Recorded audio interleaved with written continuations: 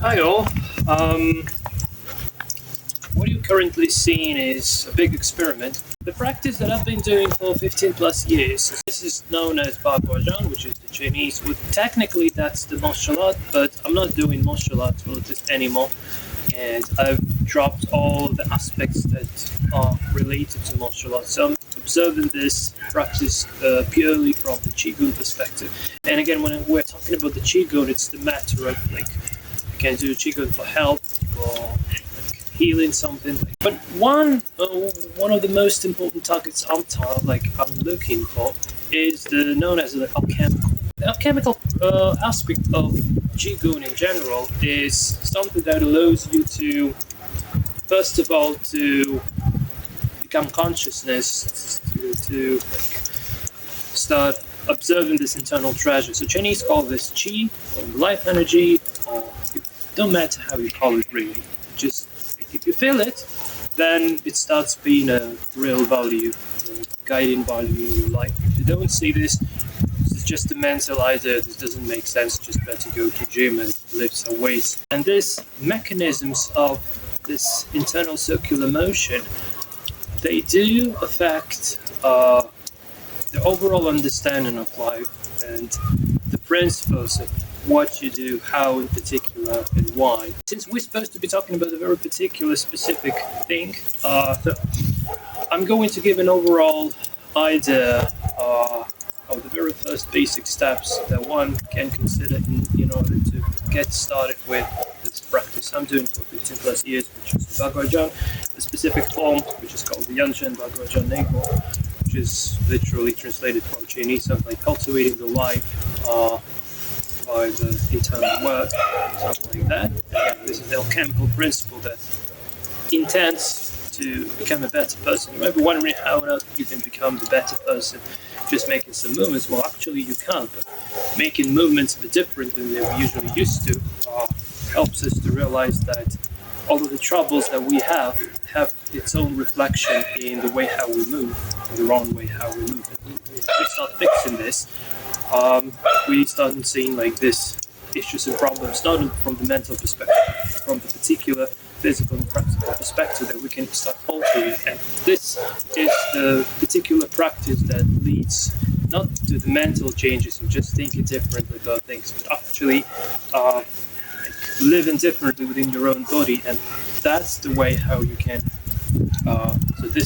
the matter of different living inside makes it different in how you think. So it's really like it's probably very important to say that the vast difference between the Eastern and the Western consciousness is the following. So the Western consciousness, in order to start doing something, it needs to understand first. While for Eastern consciousness, it needs to have a practice to kick start with. So for Western consciousness, understanding is something they kick start with. For Eastern consciousness, understanding is the product that gets obtained by the time a practice is going on. So these are two absolutely different approaches, and I need to say that doing like Eastern practices like this Chinese one, from the perspective of the Western consciousness, simply doesn't work. So for the Western consciousness, like if you keep sticking to that, you would rather just consider some practices created by the Western consciousness. So in order to proceed with like consciousness with the practices that has been created by the Eastern consciousness, you really need to be sticking to the very basic principle derived from that consciousness, which is the form. So the entire understanding starts with making certain forms. So by saying a form, I mean like posture, so how the hands are placed, what the legs are doing, like how you get positioned in the environment. So that's what the form is all about. The idea that monkey see, monkey do principle. So monkey doesn't really understand what it's doing, but it just mimics the form. That's the way how the Eastern consciousness is actually learned. So this is really important to not try to understand this in the first place, but actually try to feel how the form flows. So the matter of flowing, so that this flow, so what flows? Qi flows. What qi? No one knows. But you try to explain qi from the perspective of Western medicine consciousness, well, it doesn't lead anywhere, it just doesn't work that way. So the forms are like very basic building blocks that the entire practice is built from. And although I'm doing some extra like opening forms like this one, and the idea is just to purify yourself a little bit, and then by the end the form goes like gathering all the chi to the dantian like this. But yeah, it's just I can't cover everything in one single video. So every single form may take its own series, and if you're in deepening into a single given form, it just takes ages to demonstrate and explain and to practice lifelong. May not be enough for that. So let's just stop this infinite analysis and any attempts to cover everything in once, and just get to the very practical aspect of forms. So we would be sticking to the circle walking, which is the most essential practice in Baguazhang in general. So if you like understand the circle walking, well, they say that you need the entire life to understand this properly. Although you know how to do this from the very first lesson, but you need the entire life to understand how to actually do this. My current understanding is 15 plus years, and I don't quite really understand it yet. So really, no limits there. But anyway, there are some principles that we can be sticking to because we need to fix something to practice, and that's the idea behind the forms. So the practice, overall practice, is based on the circular motion along the circle. And then some forms are getting added, like to work out some internal parts, organs, or some meridians where the chi is flowing. It's all cool, but it's not really the basic. The basic is how actually to walk.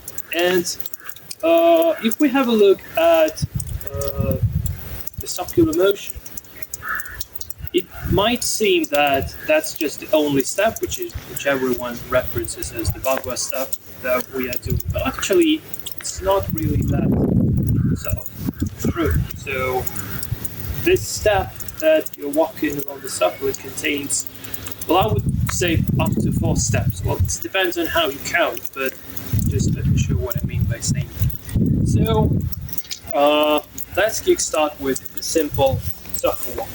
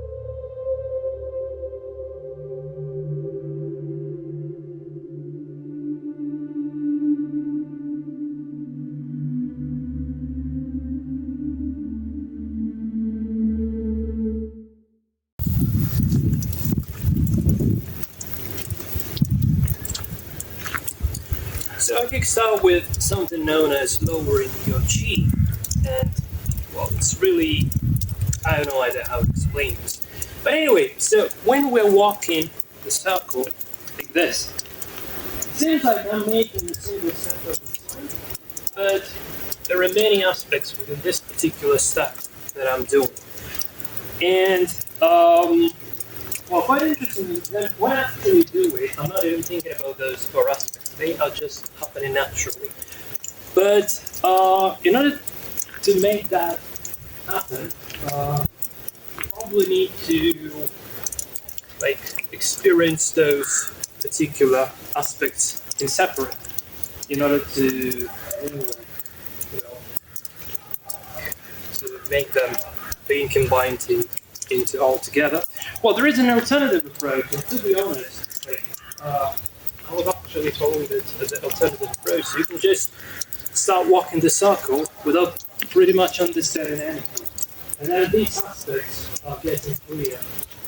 The more you walk, the more clear it gets. So I've been doing this 1 hour a day, for 15 plus years. So the matter of understanding is really the matter of the practice multiplied by time, which what Chinese are calling gung fu. Use the best sort of pronunciation. So let's break down this, what we call the bagua step, and also it's quite interesting that the step might be different depending on practice. So the practice I do now, so this is the first form of the form set known as Baguazhang neigong. So I make this step specifically to that practice. So you would consider fixed palms, the step is going to be a little bit different. So you will probably be stepping like this. And if you're making some forms, the martial arts, say something walking might be more different. But since I'm not doing those practices because I don't quite see that much of a sense of doing this. And yeah, actually, no matter what practices you are considering, those aspects are present anyway. So now we will move to this particular aspects and separate to learn a bit more about them.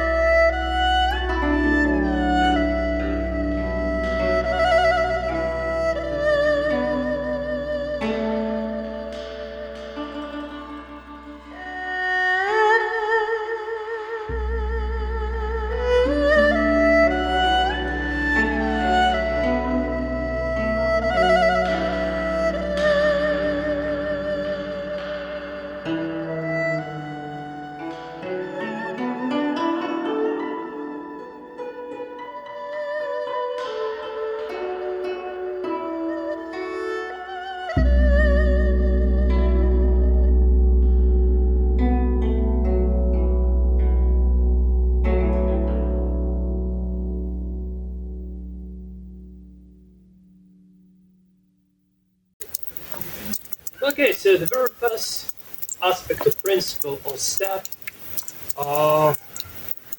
they call it shu hu, which stands for the empty step. So here is the idea. So in order to, the usual way how we walk is we are sort of pulling something from behind. Life experience, whatever. So we just put the head towards, put our ass back, and then just row in like with invisible oars. So it's not really the way to go. So one of the most essential and specific to bagua in particular is always be in the rear leg. And the matter of step, so it's not the matter of like making a step like this, right? It's the matter of, so I am standing in the rear leg like this. So I can start with like lowering my chi, right? But essentially, so in order to make this step, I'm not doing this with the leg. I'm just sitting down, and this is pushing my leg forward. So I'm just sitting down, and the lower I sit, the more like straightforward my leg becomes. And it's quite important to make sure that the projection of my knee is not going outside of my toe, because in that case, you can hurt your knees. Just to summarize, so in order to make this empty step, so subu stands for empty step. So I'm similarly stepping, but it's empty in terms of it doesn't contain any weight. So my weight is in this leg. Well, actually, in bagua there is no such a thing as weight, but just to keep sticking to Western terminology containing this physical aspect, having the weight. So we say that that's the matter of, although it's not really, but it's the matter of full and empty, like yan and yin. But anyway, so in order to step, I'm lowering even more, and this makes my leg like going forward. And then in order to actually go there, so my goal is to keep sticking to the rear leg. So if I do like this, I just went from the rear leg to the front leg, my head just falls down. This is wrong.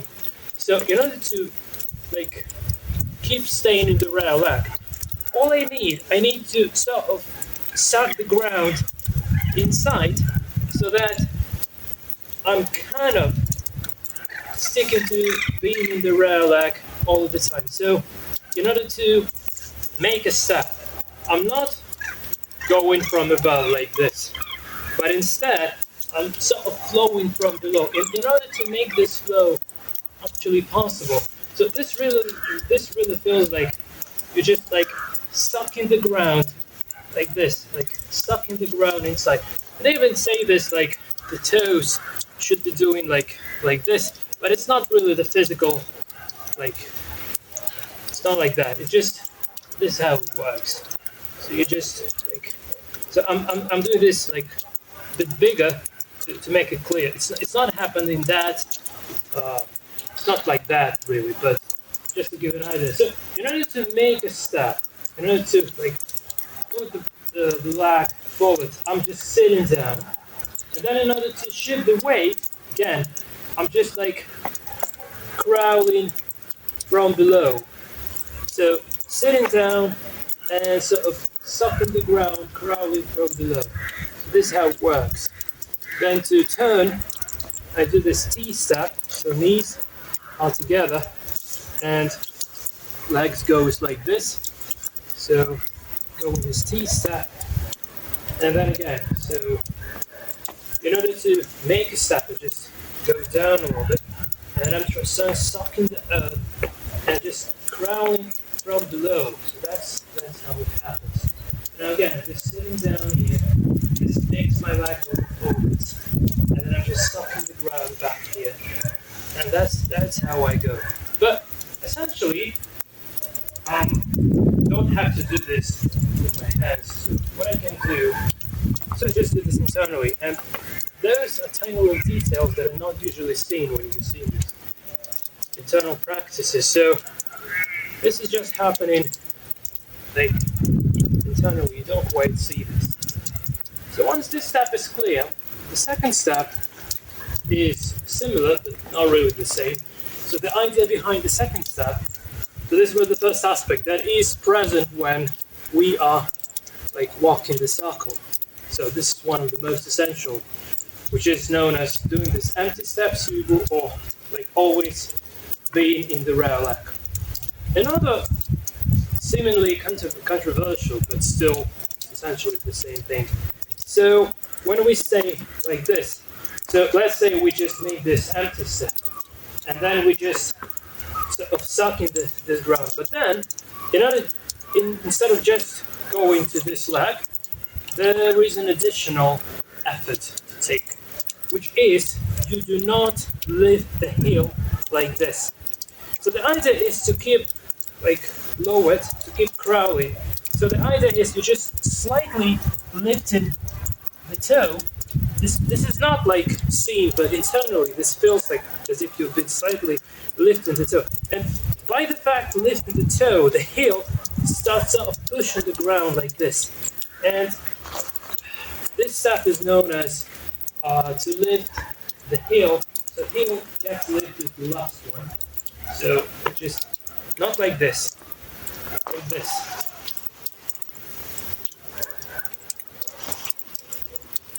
This is how it's working. Right? So we are taking this basic principle of the empty step. It was exactly the same. But then when it comes to actually making a new step, we're just pushing as hard as we can with our heel to the ground like this.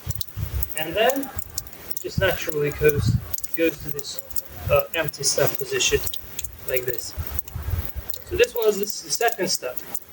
And this might not be seen when we're walking the circle, but they call it when you're walking the circle, you can't walk like this. So you can't be like bouncing up and down. So instead, you always should be like one horizon. So you're not going, bouncing upwards, not dropping downwards. So always the same level. So this is done by this principle. So what this principle does, it allows you to have the top of your head not bouncing, but be all the time at exactly the same sort of height. And although when you really walk in the circle, you don't necessarily need to do this.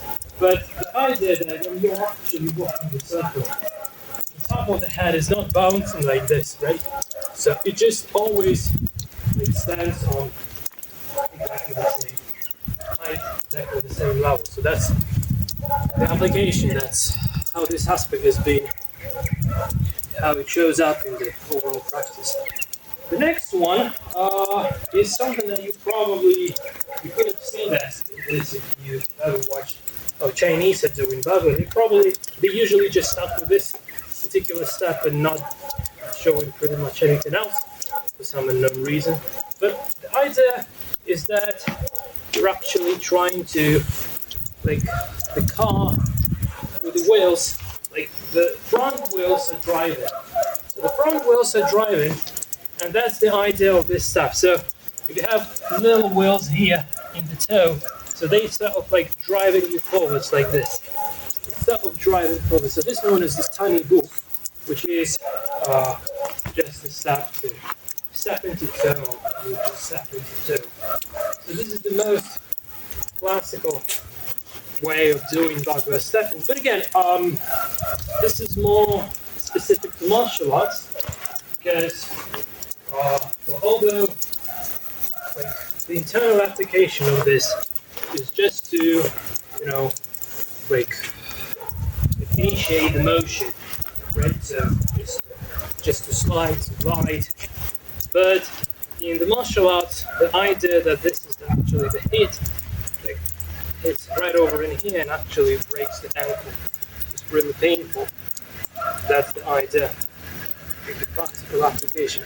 But again, I don't really care about this. So from a chemical perspective, what is that? Just some sort of mechanism that drives you forward.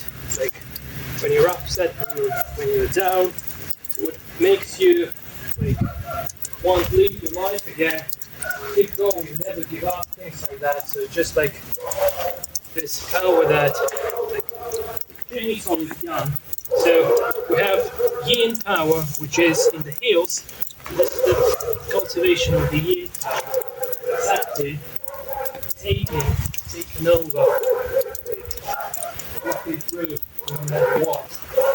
But this is the yang So just like goes like active um, active power that just allows you to just allows you to like initiate the movement. So that's the idea. And finally, last but not least, step is known as bike. So it's like bike is the motion like the butterflies like doing like this with its wings, and the ko is the hold. But this also can be translated as open close, although open close in Chinese are known as kai ho. But anyway, still baiko still can be treated, just for simplicity, for clarity, it can be treated as an open close. So that's how it's going. This is one of the most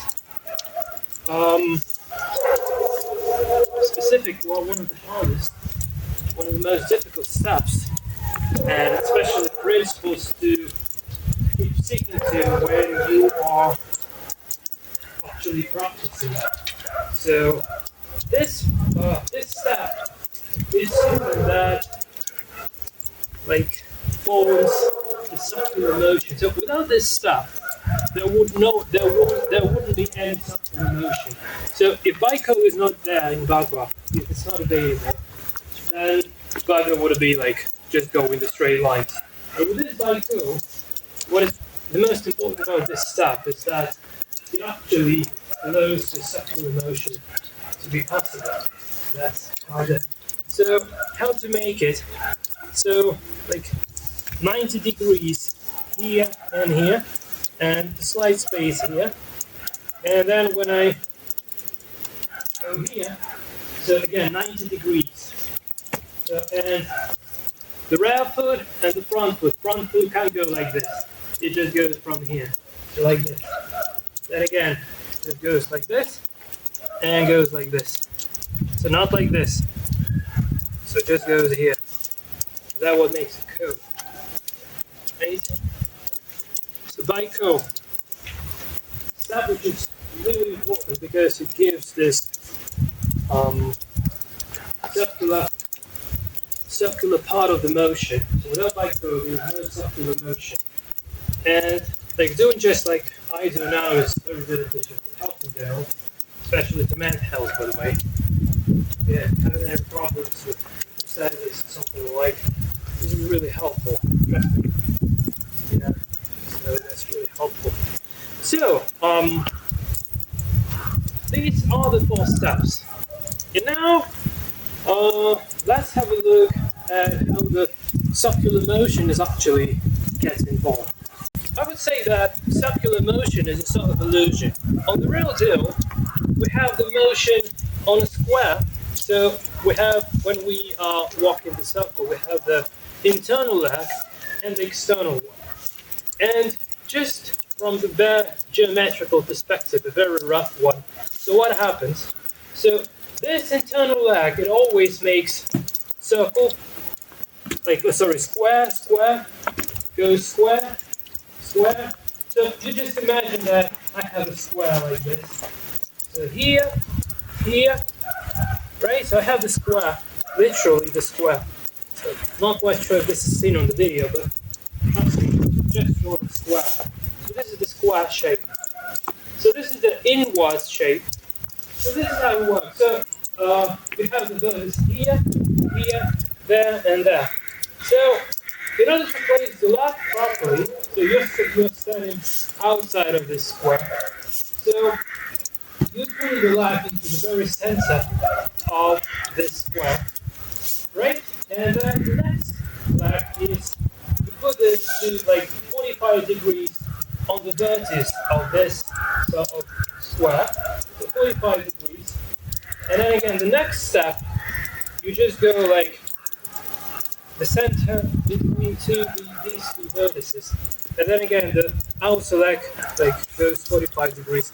Then again, center 45 degrees. So I'm just sacrificing the technique now, just to bring the gist essence of the footwork. So we have straight and we have 45 degrees. Again, we have the straight one, we have the 45 degrees. We have the straight one, we have the 45 degrees. And now the direction is the same. The 45 degrees straight, 45, straight, 45. So this happens that while the internal leg is walking like it's not really drawing the square, but it seemingly draws the square. While the outer leg here, it draws like circular shapes like this. So like this, and then the circular shape like this, and then the circular shape like this. Right, and then the circular shape like this. So while the internal leg is walking like the square, the external, the inner leg walks the circle, the outer leg actually walks the circle. So eventually we have the square that is captured within the circle. So that's the bare bones of the gist essence behind the bagua circle walking. And hence the idea why they say there should be somewhere around 8 steps. So step 1 in the circle, 2, 3, 4, 5, 6, 7, 8, 1. So if you prolong in the step, well then obviously the circle is going to be a bit more. And practically, well, this is something to bear in mind, to know, but if you just try sticking to this particular way of practicing, you would hardly come up with a circle-like shape. Eventually, this would be like some weird disaster. So this is just for understanding. You don't really need to be sticking to this. So you should rather be just naturally walking the circle. And I will now demonstrate how all of these principles we've just covered would be like going into one, uniting into one when we're performing the actual circle walking.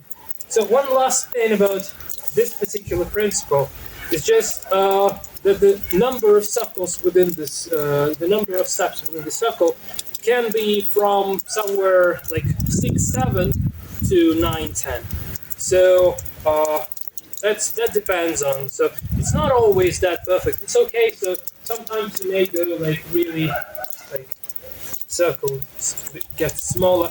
Sometimes you really want to go for a large circle, so it's all acceptable. Alright, so now let's have a look how this 4 aspects that we've been practicing on the single steps, and then combining with this idea of the square within the circle, how this all gets together into the circle walking practice.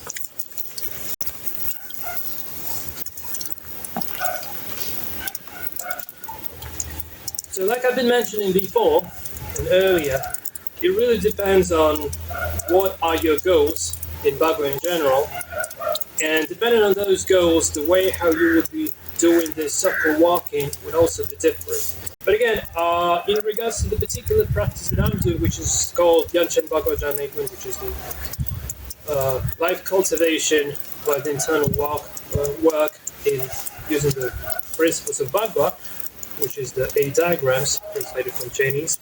So bearing in mind this particular, what I call them alchemical principles to become a better person, to like change this, to magnify this internal treasure that we're coming to this life with, and so that it's not really that hurt when we're dying, like we wasted our life for nothing, so that it makes a bit of a sense. So bearing this in mind, this is how these 4 aspects combined with the principle of the circle walking are getting bundled all together. So I can start with the very first principle, which is the empty step. So empty step is really the major one. So I'm making this empty step, right? So I can start with just making the empty step. But in the meantime, I'm trying not to bounce.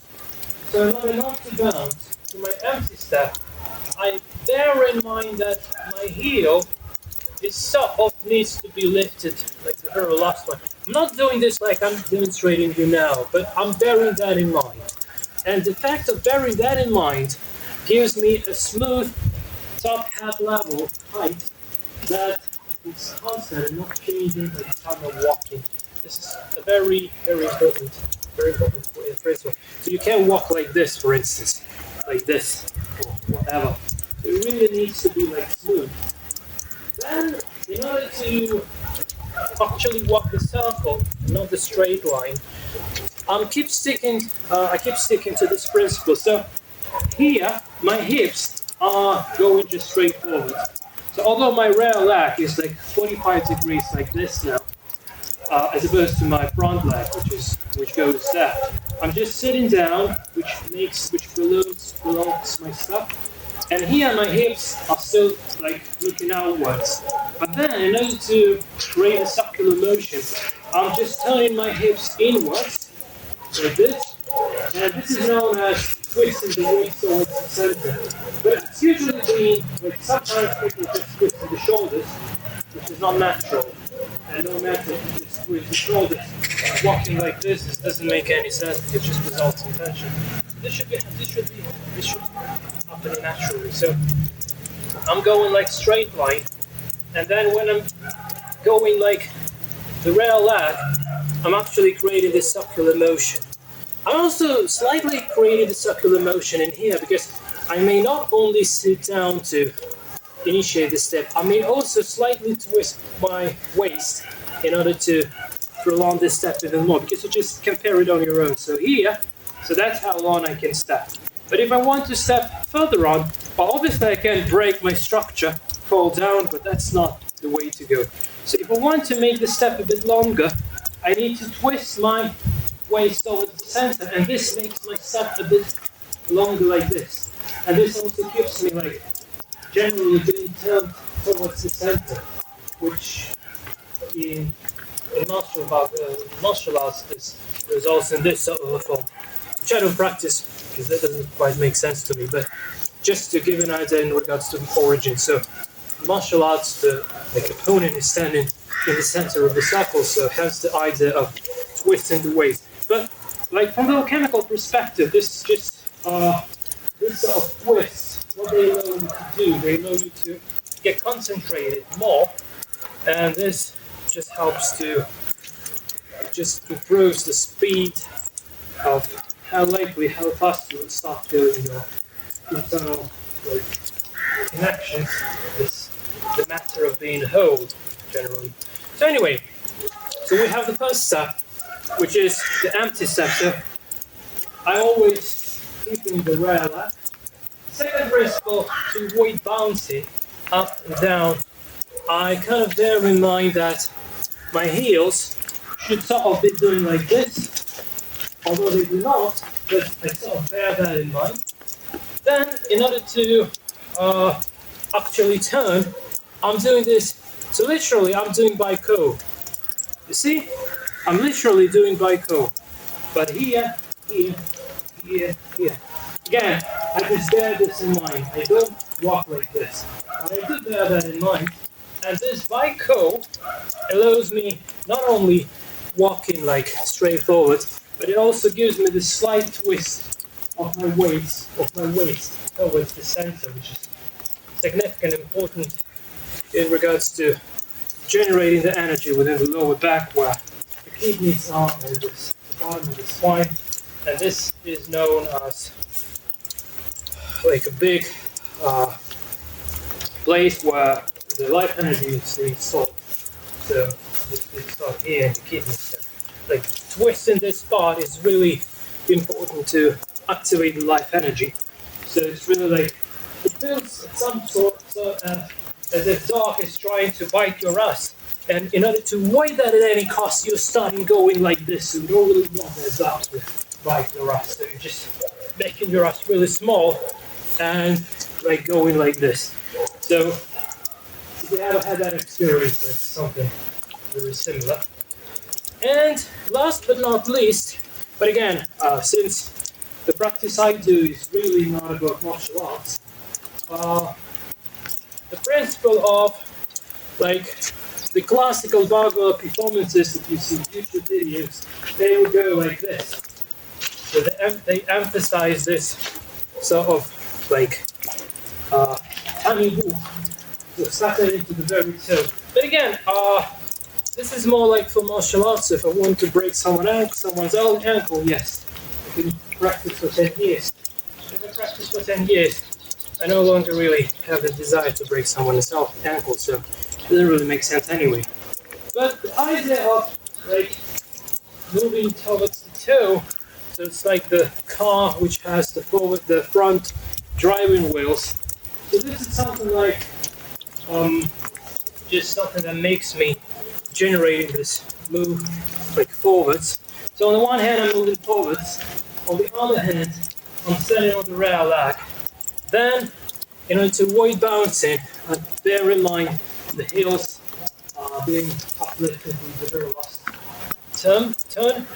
And finally the baiko gives me the opportunity to twist my weight towards the center. Quite interesting, when I go the opposite side, all of a sudden it breaks. So this is totally fine.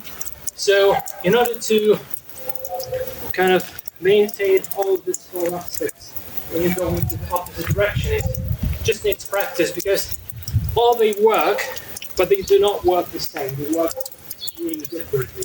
And the particular internal effort you need to take in order to achieve that is going to be quite different. So that's something to bear in mind, which is really important. So hopefully that makes sense as well.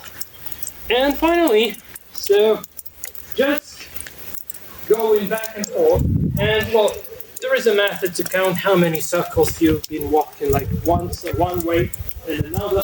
I never do that, because like going left represents the yang, going right represents the yin, and depending on the current state of the balance of being yin and yang internally, it sometimes might require going more to the left, sometimes it might require going more to the right. And if you just trust your feelings, trust your heart, this actually leads to maintaining this balance, to getting back to that balance in particular, to ensure that like after the practice ends, you really need to like feel balance. That makes that sort of okay. So sometimes I was trying to feel myself walking like without counting, and sometimes I go more like one side, sometimes to another. Sometimes it's about equal. So it really depends on the internal state of the balance, like of the yin and yang in your body.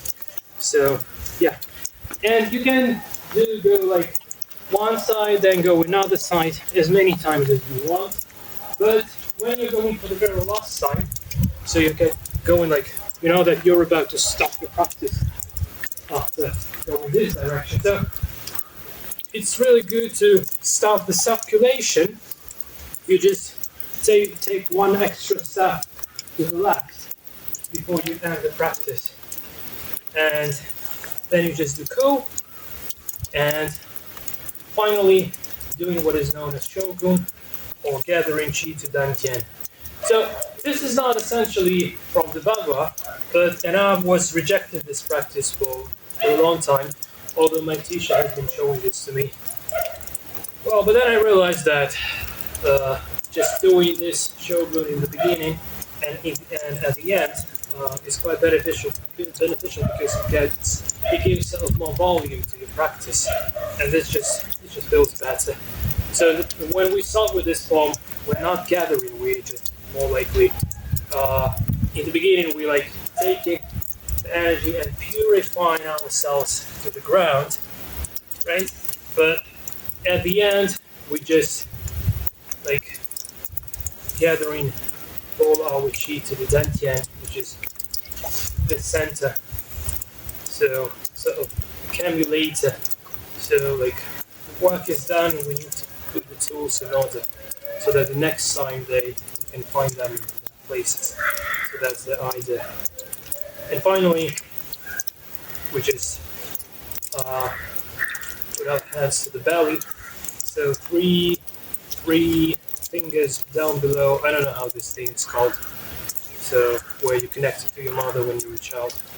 So three fingers below, and this point, and this point, and this point, they all like going like this. So men do left and then the right over, and women do right and then the left over. Well, if you're doing Chan style Taiji, then you probably do in the country, but in bagua, that's still the classical. Man goes left and then goes right. And this matters because this invokes completely different internal mechanisms of how to achieve exactly the same thing, but anyway. And just stand still for a while. And then just this voidness and emptiness gets widespread to the limits of the body, to fingers on here, on hands, on toes, to the hair, to everywhere, literally like harmonizing the entire like ball of energy all over. So yeah guys, this is pretty much all about it in regards to this topic in particular. So yeah, I have no idea whether this actually did make sense to you or not, but I just tried to show some internal things that this sort of practice is built up.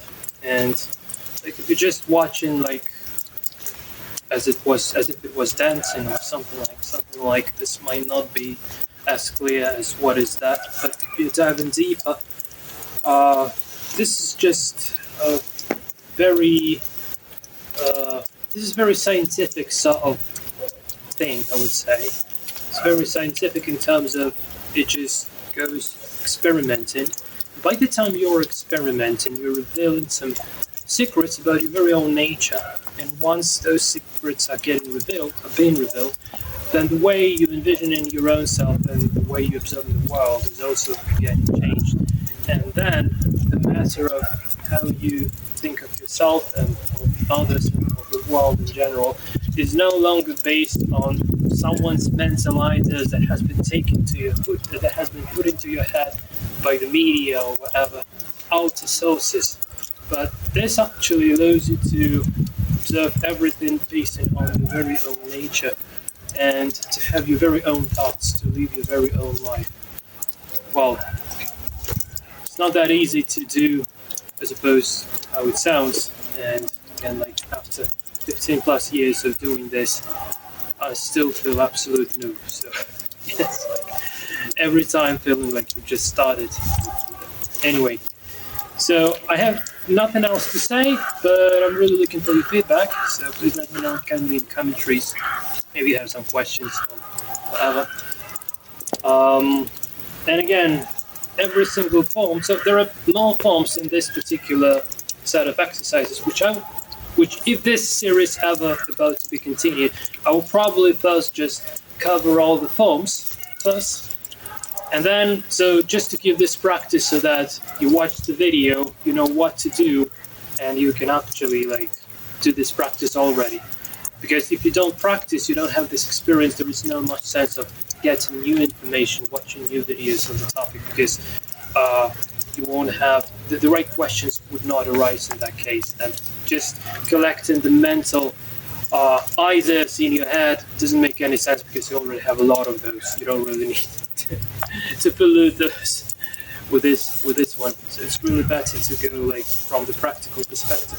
So if that ever happens, then probably we could do some more in-depth look at every single step, in particular every form. There are some forms available also. And again, like this single step, like empty step, just contains the entire universe within the step itself. Like every motion, that this posture of holding balls, like relaxing the shoulders, dropping the elbows, lifting the top of the head so that it sort of hangs on the thread connected to heaven. A whole lot of principles, and every principle is infinite in its nature, and you can observe this one whole thing from different angles, and this really helps. Well, generally this helps to calm down, because the more calm you're getting, the less stupid questions you're starting to have, and the matter of being calm actually helps to see those only best ever possibilities already available in your life instead of trying to reinvent the wheel come up with something smart, which is not. So yeah, guys, this is it from my side. Thanks for watching and cheers.